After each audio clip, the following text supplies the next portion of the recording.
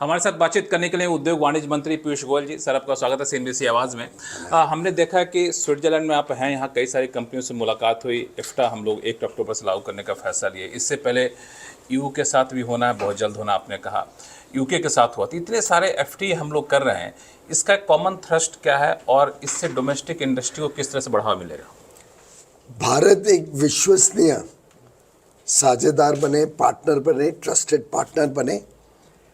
जो advanced economies है, developed countries हैं, विकसित देश हैं, उनके साथ हमारे संबंध ऐसे हों कि हमारे को नए बाजार बड़े रूप में खुले, जिसमें हमारे भारत का बनाया हुआ सामान, हमारे भारत से दी हुई सेवाएं हम दे सकें और भारत में लाखों लोगों को रोजगार के अवसर मिले।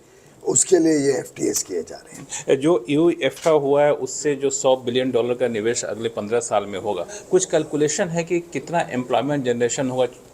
जब 100 बिलियन यानी आज के हिसाब से 8.5 लाख करोड़ रुपए का फॉरेन डायरेक्ट इन्वेस्टमेंट आएगा।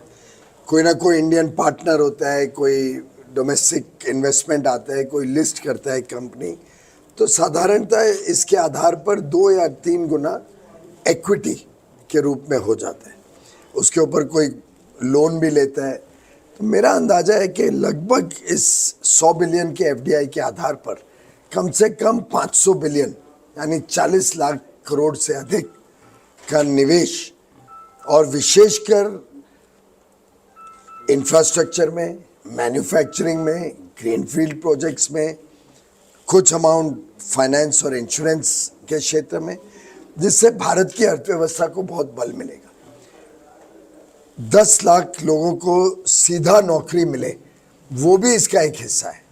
लेकिन जब आप पूरे इकोसिस्टम को देखते हैं, साथ ही साथ जैसे एक कंपनी आती है, उसके इर्द गिर्द जो उसके सप्लायर्स बनते हैं, जो कंस्ट्रक्शन में लोग लगते हैं, जो ट्रांसपोर्ट में, लॉजिस्टिक्स में लोग लगते हैं, जब वो काम करती है, तो सबको देखे तो मेरा अंदाजा है कि कम से कम 50 लाख लोगों को इसमें से नौकरी सीधे अथवा इनडायरेक्टली मिलेगी।